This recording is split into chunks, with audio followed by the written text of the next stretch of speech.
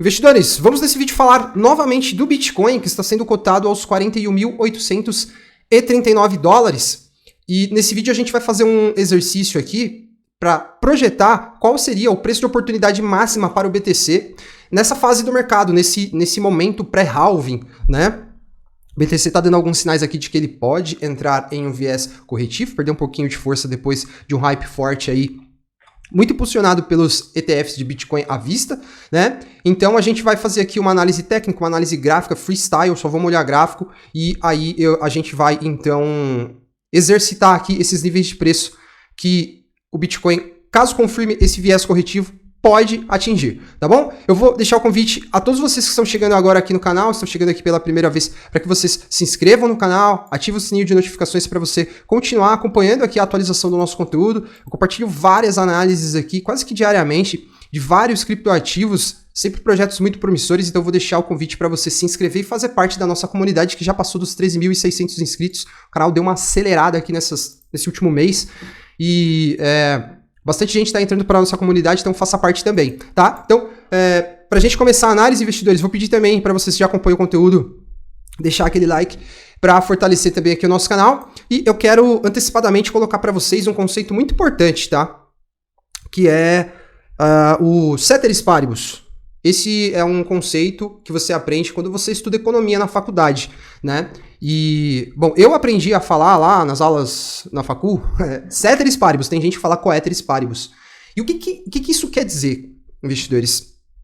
Essa é uma expressão em latim que significa todo o resto permanece constante, ou todo o resto constante. Esse é um termo utilizado na ciência econômica para explicar modelos e teorias que consideram como inalterados outros fatores que possam influenciar, tá? Então, o que isso quer dizer? Que na macroeconomia, quando você estabelece um modelo de projeção, você está considerando os fatores atuais. Você está considerando aquilo que pode ser projetado. E aí fica fora de qualquer análise eventos ou fatores que a gente não consegue projetar, a gente não consegue saber se vai acontecer ou não, como, por exemplo, catástrofes. Uma catástrofe financeira, uma catástrofe natural, uma catástrofe, né, da natureza, uma catástrofe humanitária, né, tipo uma guerra, por exemplo.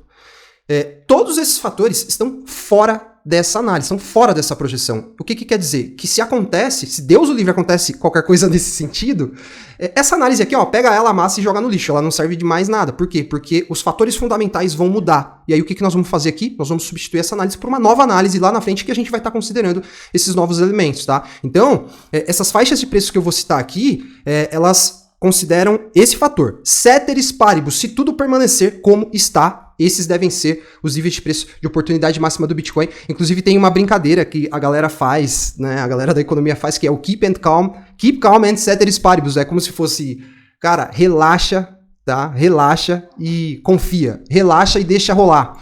E é mais ou menos isso, esse é mais ou menos o conceito que a gente tem que entender nessa análise aqui, tá bom? Então, investidores, bom, a gente tem aqui o BTC num gráfico com time frame semanal. Na semana passada o Bitcoin deixou um candle aqui com características vendedoras bem insinuantes, tá? Bastante pavio, acima daquela região dos 43.900 dólares. O BTC chegou a fazer uma máxima lá nos 48.900, quase 49 mil dólares. Assim como a gente vinha acreditando aqui, a gente olhou bastante tempo esse topo aqui, né? E foi exatamente lá onde o Bitcoin foi, esse topo aqui daquela semana de 28 de março de 2022.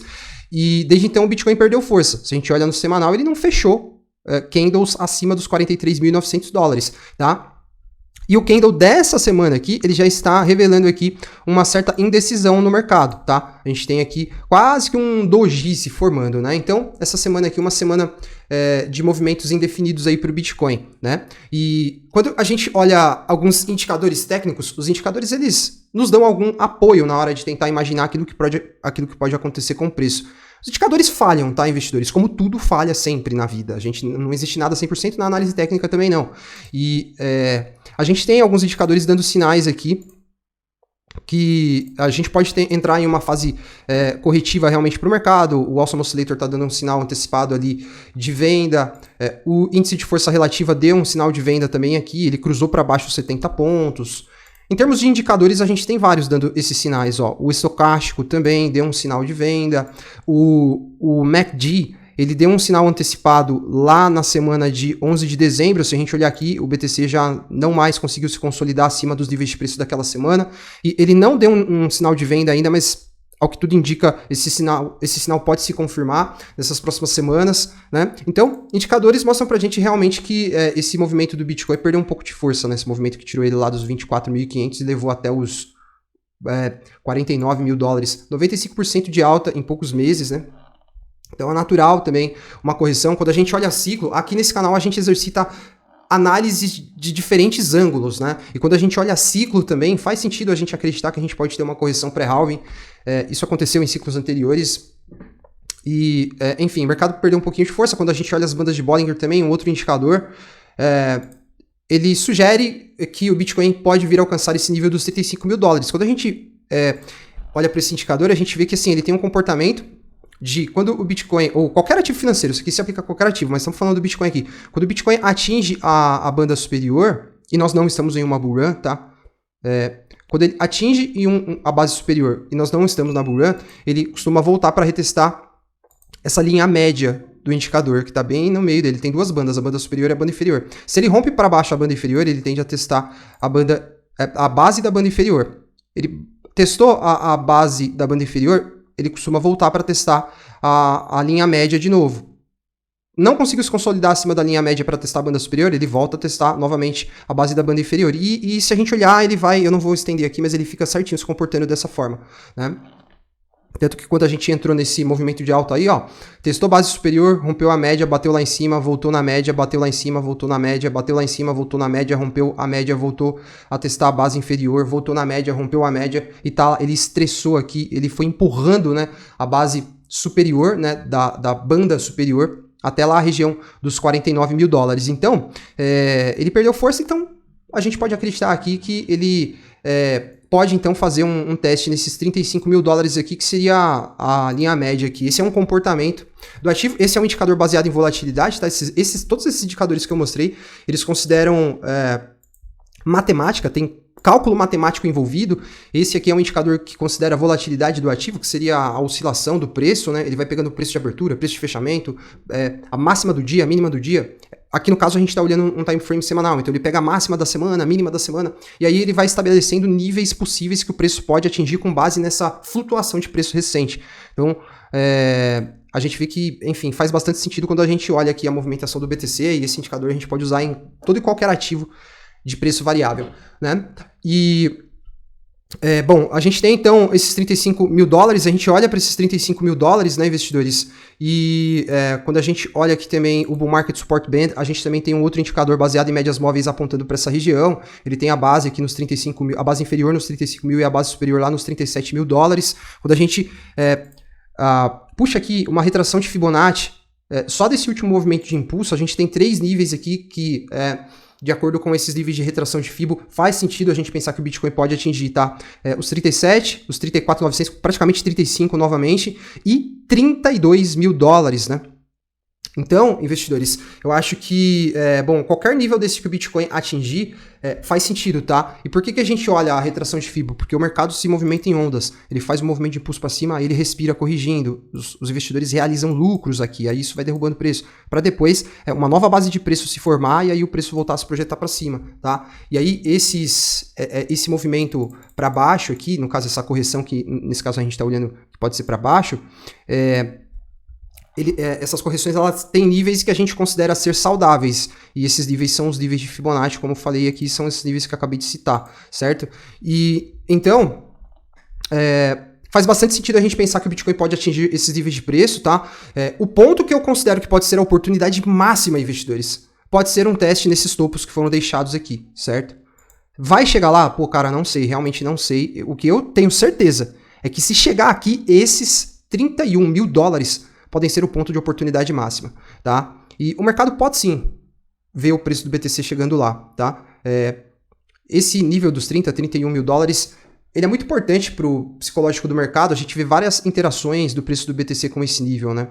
Naquela correção breve que a gente teve ainda no ciclo de 2021, a gente viu que foi justamente essa região que segurou o preço. Depois naquela correção do meio de ano, esse foi um momento bem tenso do mercado, foi essa região que segurou o preço do BTC também, né? Depois quando a gente fez o rompimento para baixo, essa região passou a se comportar como uma resistência, né? Já nessas duas oportunidades aqui também. Então, o mercado tem esse comportamento de retestar para ele validar aqueles níveis de preço. Então, a gente pode projetar ou imaginar que esse teste ele pode acontecer. Não estou falando que vai acontecer, até porque eu acredito que o BTC vai sofrer um apelo comprador muito, muito forte na região dos 35 mil dólares. Quando a gente olha os níveis de índice de força relativa no time frame diário, se o BTC atingir aqui a casa dos 37 mil dólares, ele já entra em sobrevenda. Então você imagina o apelo comprador que ele não pode ter ali na sobrevenda diária do índice de força relativa em um momento pré-halving, né? Então, se tudo permanecer constante, investidores, eu acredito que os 31 mil podem ser o ponto de oportunidade máxima. E a gente nem sabe se vai vir, né? Mas se vier, com certeza vai ser assim um momento único para comprar Bitcoin, considerando essa fase do mercado. Eu acredito que aqui o mercado vai entrar com uma defesa compradora absurda se o preço chegar lá, né? E se a gente não tiver fatos novos acontecendo, é sempre importante lembrar isso. E aí, como que você pode se comportar diante disso, diante dessa incerteza, diante do princípio da incerteza do mercado? A gente não sabe se o Bitcoin vai nos 31 mil novamente ou não. O que eu estou fazendo, investidores, inclusive já tive ordens executadas, eu falei para vocês em análises anteriores, eu forrei essa região aqui de ordens, caras. Tem ordem minha espalhada aqui por toda parte.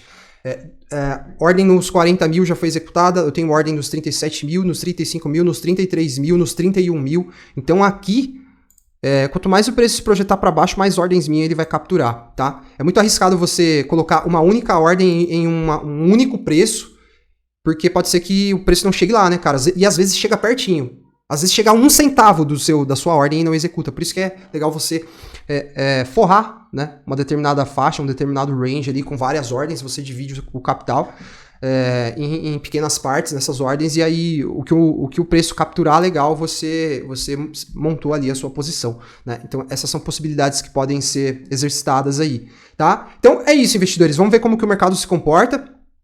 A curto prazo, a gente vê aqui que um cenário de correção começa a querer se confirmar, né? A gente já teve essa mínima aqui, ó, que ficou descendente em relação a essa mínima do dia 3 de janeiro, né? Então, a mínima do dia 24 não, a mínima do dia 19 de janeiro ficou abaixo da mínima do dia 3 de janeiro. Então, um cenário de correção aí pode se confirmar para o BTC e a gente monitora esses níveis de preço e, quem sabe, o BTC pode até chegar naquele ponto, naquele preço de oportunidade máxima pré-halving, certo? Deixem seus comentários aí se vocês acham que faz sentido essa projeção ou os níveis de preço que vocês pretendem comprar BTC, que vocês acreditam que o preço pode chegar. Deixem o like se gostaram do vídeo e a gente volta aí com uma próxima análise nesses próximos dias. Um forte abraço a todos e até a próxima. Investidores, a rentabilidade dos portfólios do relatório Smart explodiram. E a gente já vem tendo resultados superiores ao crescimento médio do mercado com cada um deles. Eu recomendo fortemente que você acesse agora mesmo o link da descrição para conhecer os detalhes dos portfólios Titan, Apollo e Blitzkrieg do relatório Smart para você garantir o seu antes que o mercado exploda e seja tarde demais. Corre lá!